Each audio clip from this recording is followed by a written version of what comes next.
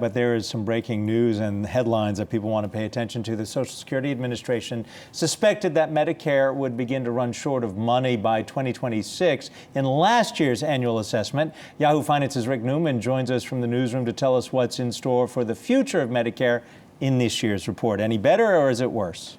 Well, it's basically the same as the forecast from last year, but we're 1 year further down the road. So last year, Medicare was due to start running short of money in 8 years, and now it's due to start running short of money in 7 years. It's coming. This is going to be a real problem.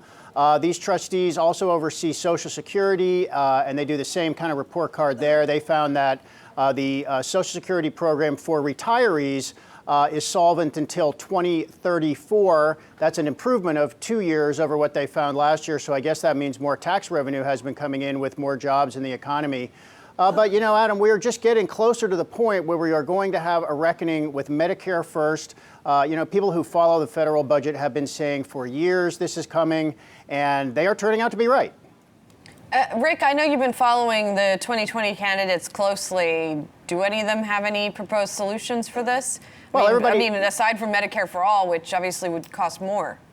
Everybody by now, probably who follows politics anyway, is familiar with the slogan Medicare for All, and that basically would be drawing everybody into the Medicare program. Bernie Sanders championed that in 2016. It was kind of a fringe idea then, but it's caught on. A bunch of other presidential candidates this time around back it, including Senator Elizabeth Warren, Senator Cory Booker, Senator Kamala Harris. But nobody is saying how to pay for it. And I think what's really important to pay attention to is the fact that the program as it exists today is in financial peril. And this is going to get here sooner than we think. So we know that if you were to extend this to many millions of additional people, it would require all kinds of new taxes. Nobody really wants to talk about the taxation part. They just want to talk about what a great benefit it would be for people. But if we just look at the program as it exists today, I mean, the program's already fragile.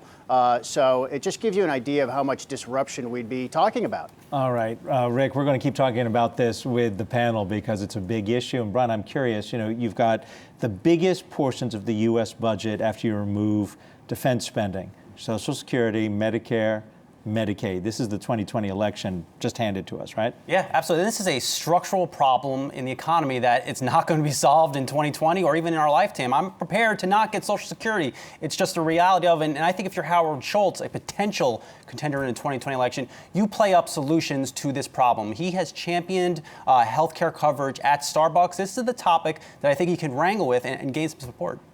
And to your point, I mean, I'm curious how Howard Schultz and other corporate leaders are sort of addressing this, right? Are they, I mean, they sort of have to factor this into their plans that maybe their employees are not going to have the safety net. It increases the margins. You know, it becomes more costly for corporations to provide health care. I know that over the last 2 years, as an employee of a corporation, my personal health care expenses keep going up because insurance is more costly. They can essentially pay less. They're being charged more. You know, in the short term, it's bad for health care stocks. They're earning less. And, you know, if we have Medicare for all in the next 2 years, you know, how does the economy absorb that by increasing taxes? Well, not necessarily Medicare for all, but what you're going to have, I would imagine, as we get to into the election cycle, which we're kind of already in.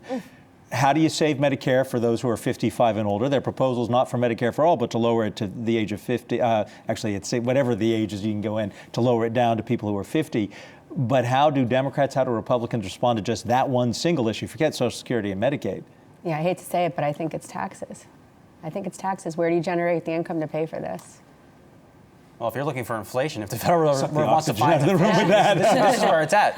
And this is big. This is reducing the output of the U.S. economy. You have people who are living on paycheck to paycheck. They go to dollar stores, and they're getting 10, 15, 20% increases for their health care. This is big. That's money coming right out of the registers.